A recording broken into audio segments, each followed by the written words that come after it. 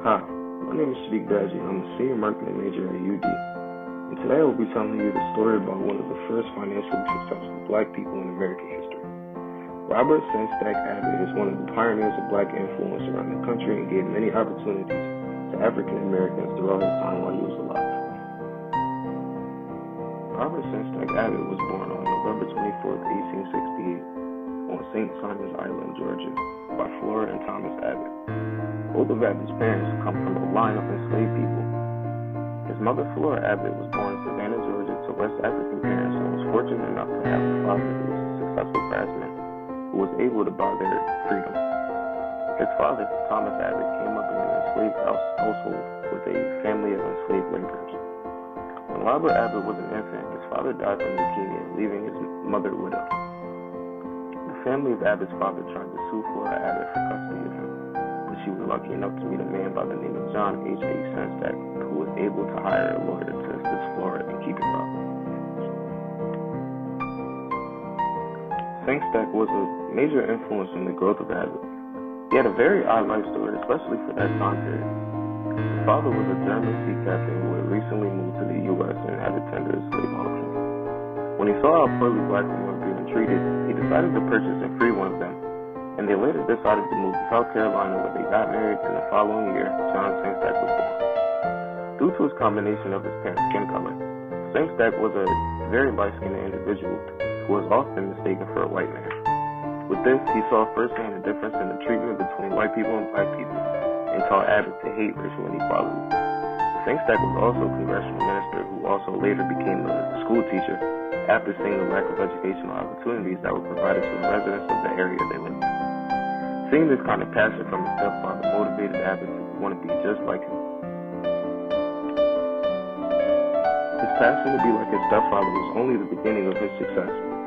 Before he was even 18, Robert enrolled at a college preparatory program at the Venice Beach Institute in 1867. It was the only school in the city that gave education to African Americans. But his efforts to become like his stepfather didn't stop there, because after his time at Venice Beach Institute, Robert would ultimately transfer to Claflin University in South Carolina.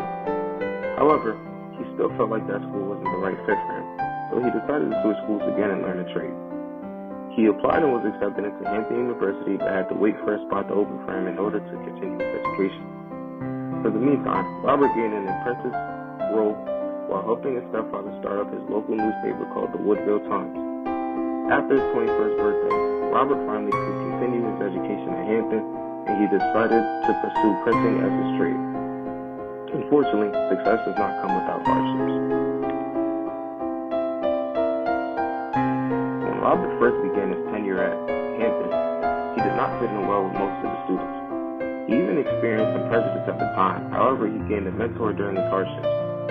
He meets a white teacher by the name of Hollis Frizzle, who helped shape him into the great man that he was in his day. Robert couldn't fathom a white man being so nice to him, because all of his life, all he ever received from white people was pure hate. So for a white man to help him in his journey was like a breath of fresh air. Hollis always told Robert that he would always experience prejudice in whatever he wants to do, and that he just has to make sure that it's worth fighting for. Robert graduated Hampton in 1896, and that is where the next chapter of his life begins. After graduating, Abbott struggled for a few years trying to find his solid career path. Due to him being unsuccessful, he decided to move back to his childhood home in Savannah, Georgia. During this time, he worked as a school teacher and a printer. Between these two professions, he also found a love interest at his church, but due to his dark skin color, her father did not approve of them being together. This here caused Abbott serious heartbreak, and he decided to flee to Chicago for a new beginning. During his time in Chicago, he decided to pick up a new career path and enrolled at Kent College of Law.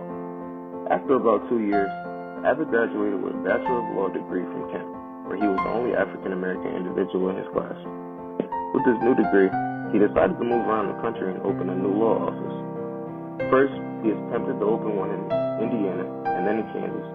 Both ended up being failures due to the stifling racism that was still taking place during that time. After these failures, he decided to attempt to take his talents back to Chicago and expand on his ambitions of being a lawyer. When he got there, he was told that his dark skin would also be an issue for him in Chicago. After giving up his dreams to become a lawyer, he decided to enter the printing world, once again still struggling to find stability. The only things that he could find were short-term jobs, and racism was still a major impediment on him finding work. Lucky for him, he was able to meet a Chicago politician who was able to pull some strings and get Abbott a job working for a low-level printing company for the city. Although the work was steady, the pay was not nearly enough for him to keep up with his priorities, like rent and pay back loans. Abbott recalled, "I would go hungry and probably would have starved to death, but for the generosity of some folk who would loan me a dime now and then. Even when I did work, I did not earn enough money to pay back rent, repay loans, and eat 3 meals too. Consequently, I was always broke." Such was my experience during the early days of struggle in Chicago. In 1904, Abbott's stepfather, John Sangstack, passed away, which hurt him deeply because Sangstack was the person who really made him the man he was up to that point. After this life event, Abbott decided to do something he had been thinking about for some years, and at the age of 37, he decided to launch what would later be known as the Chicago Defender. This was a very risky move, considering there were already about 3 successful newspapers that were targeted towards African Americans. In the beginning, it did not look too bright, as Roy Otley says. When he announced the new venture, many people laughed, even ridiculed the idea. As yet, no one had recognized his imagination as talent, nor his aptness for gathering rumor and hearsay and weaving them into stories, which he often did to the delight of his friends. They only saw the obvious, that Abbott was the master of the King's English, that when he spoke, he split verbs, fumbled his tenses, and dropped his final consonants. It seemed as though no one had any faith in Abbott being able to successfully create his own newspaper, and clearly, this motivated Abbott to continue to work hard and try to get his newspaper started. The first step towards starting his journey was being able to find a printer who would be willing to not receive any payment until after each issue was sold, being that he was dead broke at this time. After he rented out a small space, bought a folding card table and a kitchen chair, Abbott was left with only 25 cents. With this, he bought some ready utensils and started searching around for resources. The first time that the article appeared was May 5, 1905, on the 16 by 20 inch paper, with 4 pages consisting of 6 columns on each. In the beginning, Abbott was doing all of the labor put into the paper by himself. He was printing, folding, and selling 300 copies each week and did this consistently. As he continued, the quality of the paper increased gradually, content-wise, along with his English improvement. With all this, the paper almost failed a few months later, but Abbott's landlady saved him by allowing him to move his old workspace into her kitchen, allowing him more creative freedom in the process. Over the years, demand for the Chicago Defender grew until Abbott was doing about 1,000 prints a week. What Abbott didn't know was that greater success was on the way. After the start of World War I, the Defender started to spread from state to state, and the number of copies being printed went from 1,000 to 100,000. What made the Defender such a popular newspaper amongst the African American community was the fact that it was such a real, uncut, and detailed version of the inequalities that they faced in America. And he also made it a point of duty to ban words such as Negro and colored and replaced it with the phrase the race. The popularity and message that the Defender was trying to convey struck especially well in the South specifically. With popularity growing the most between 1915 and 1920, the newspaper was credited as being a major catalyst for the movement of 500,000 blacks from the South to the North. Abbott used to get other black supporters to help him smuggle copies of the newspaper down to the South, where people would gather around and read the articles together, primarily the ones convincing Southerners to move up to the North. During this time, Chicago saw a rise in the black population by about 148%. During this time, many noticeable figures such as Langston Hughes, Walter White, and Gwendolyn Brooks were featured. Although the newspaper was rising in success, of course not everyone was amused. During World War I, the Woodrow Wilson administration caught wind of a few of the editorials that Abbott was creating that talked about the mistreatment of African Americans by the military. His promotion of migration was so strong and successful that many places in the South censored and banned the newspaper from being put out to try and stop the migration. During the 1920s, the Defender finally moved into his own facility, and the success of the paper continued. Abbott was able to keep the operating costs to a minimum, which attributed to his increasing wealth. Abbott was pulling in about $2,000 a week, which is equivalent to $27,300, which put Abbott as the first African American to become a millionaire in U.S. history. As he got older, as most entrepreneurs do, he decided to do more behind-the-scenes work and retire from doing direct work.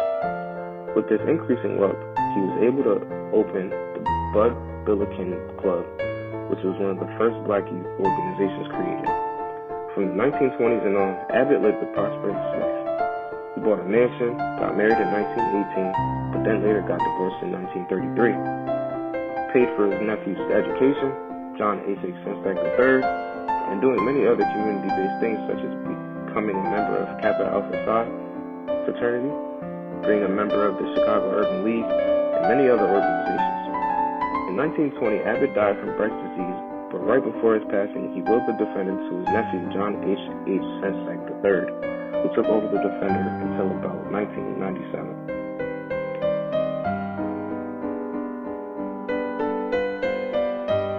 Through researching and learning more about this amazing pioneer of black power in history, I learned that he is actually more than just the first millionaire in American history. Abbott was a great influence on black people gaining a sort of confidence within themselves, reassuring them that they can migrate from the restrictions of the South and move up and be with more people that look like them. One of my biggest takeaways from the life of Robert Abbott was that persistence and consistency is the most important thing when you have a goal that you want to meet in life. Abbott didn't reach any of his goals until he was almost 40 years old and never let any of his previous failures skew his future.